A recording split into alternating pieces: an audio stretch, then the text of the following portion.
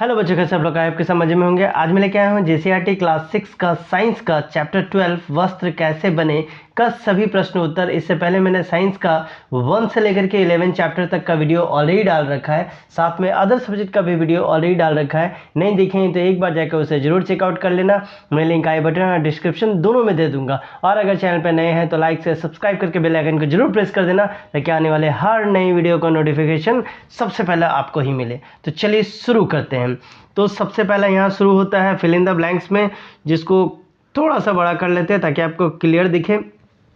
पहला नंबर है डैश और डैश से पादप रेशे प्राप्त किए जा सकते हैं, तो रुई और जूट से। दूसरा है डैश और डैश जानतव रेशे है, तो ऊन और रेशम जो है जानतव रेशे के अंदर में आते हैं। तीसरा है धागा डैश से बनता है, तो धागा किससे बनता है, तो रेशों से बनता है। चौथा नंबर से आपका एमसीक्यू शुरू हो जा रहा है, जहाँ पूछा जा रहा है निम्नलिखित में से कौन सा प्राकृतिक रेशा है, तो इसमें प्राकृतिक रेशा जो है वो रुई हो जाएगा।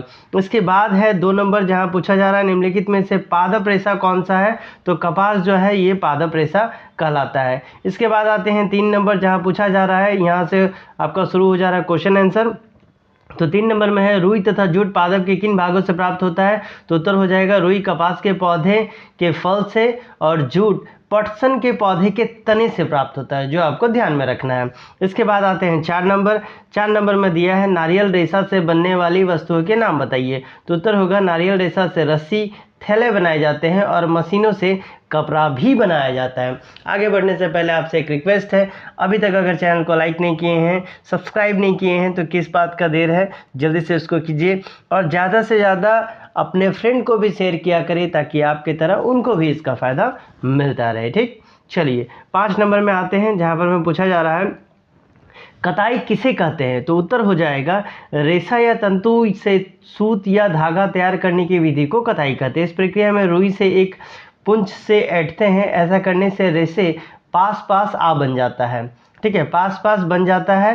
कताई के लिए व्यवहार किए जाने वाला सबसे सरल उपकरण जो है हस्त तकली के नाम से जाना जाता है। हाथ से प्रचलित कताई में उपयोग होने वाला एक अन्य उपकरण चरखा भी, ये घरगा हो गया, ये चरखा हो जाएगा। ठीक, ये चरखा है। इसके बाद आते हैं 6 नंबर, जहाँ पूछा जा रहा है आपसे ऊन किन किन जंतुओं के बाल से उगाए जाते हैं, तो उत्तर होगा ऊन भेड़, कश्मीरी बकरी, अंगोरा बकरी, याक, खरगोश और ऊंट जैसे जानवरों के बालों से बनाए जाते हैं। 7वां नंबर में आपसे पूछा जा रहा है जूट के रेशे पटसन पौधे से कैसे प्राप्त होते हैं, तो उत्तर होगा जूट के रेशे पटसन पौधे की छाल से प्राप्त होते हैं। इसे पानी की प्रक्रिया है, पहले फसल की कटाई की जाती है, पौधों को फूल आने के बाद इसको काटा जाता है। दूसरा है सड़ाना, जिसको रेटिंग बोलते हैं। कटे पौधे को पानी में डुबाकर सड़ाया जाता है, जिससे रेशे छाल से अलग हो जाए। तीसरा है रेशे निकालना, सड़ी हुई छाल से रेशे हाथ से खींच करके अलग किए जाते हैं। इसके बाद 4था नंबर में है सुखाना, रेशे को धोकर और सुखाकर उपयोग के लिए तैयार किया जाता है, तो इस तरह से निकाला जाता है। इसके बाद है हमारे पास 8 नंबर, जहां पूछा जा रहा है वस्त्र तैयार करने के लिए धागों की बुनाई कैसे की जाती है, तो उत्तर होगा वस्त्र तैयार करने के लिए धागों की बुनाई इस प्रकार की जाती है। पहला सूत काटना, रेशों को सूत या धागे के बदले धागे में बदला जाता है। फिर ताने और बाने का प्रबंध, ताना यानी लंबवत धागे और बाना कहने का मतलब आड़ा धागा, यानी एक तरह से ऐसा धागा फिर ऐसा धागा को बुनाई के लिए तैयार किया जाता है।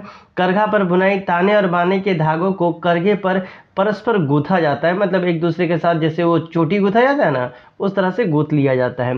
इसके बाद है वस्त्र तैयार करना, बुनाई के बाद कपड़े को काटकर सिलकर और सजाकर उपयोग के लिए तैयार किया जाता है। इस प्रक्रिया में सूती, रेशमी, ऊनी और सिंथेटिक वस्त्र सारा इसी प्रक्रिया से बनाए जाते हैं, जो आपको ध्यान में रखना है। इसके बाद हम लोग आते हैं 9 नंबर, जहाँ पूछा जा रहा है रेशों से धागा निर्मित करने की प्रक्रिया को स्पष्ट कीजिए, तो उत्तर होगा रेशों से धागा बनाने की प्रक्रिया को सूत काटना कहा जाता है।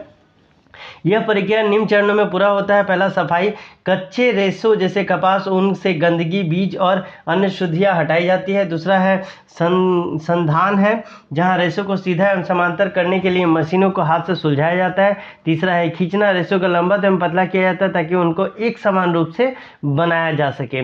इसके बाद है कातना, जहां पर में खींचे गए रेशों को चक्री या आधुनिक मशीनों की मदद से घुमाकर धागे में बदला जाता है। इसके बाद है मजबूती देना, धागे को अधिक मजबूत और टिकाऊ बनाने के लिए इसे ट्विस्ट यानी मरोड़ दिया जाता है। यह प्रक्रिया प्राकृतिक कपास, ऊन और कृत्रिम जैसे नायलॉन, प्लास्टिक रेशे दोनों पर लागू होता है। दोनों पे इसी विधि से ये प्रोग्राम जो है ये किया जाता है।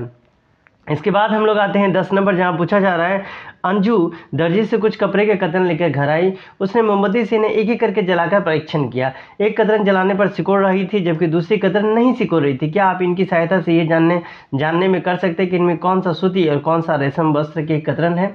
तो उत्तर होगा हाँ, सिकुड़ने वाली कतरन जैसे रेशम जलने पर बालों जैसी गंध आता है, जबकि ना सिकुड़ने वाले कतरन में आता है सूती, जलने पर ये कागज की तरह गंध देता है। तो इस तरह से अंजू को हेल्प हो सकता है। तो ये था आपका क्लास 6 का साइंस का चैप्टर 12। 11 तो इससे पहले मैंने ऑलरेडी डाल रखा है। तो ये था चैप्टर 12, सब सब्जेक्ट का एक एक करके वीडियो बना हुआ है, सबका प्लेलिस्ट भी बना हुआ है। आप एक एक करके सबको देख लेना ताकि इस बार का एग्ज़ाम जो है आपका बहुत ही बेहतर जाए। ठीक, मिलते हैं अगले वीडियो में, तब तक के लिए bye bye and take care.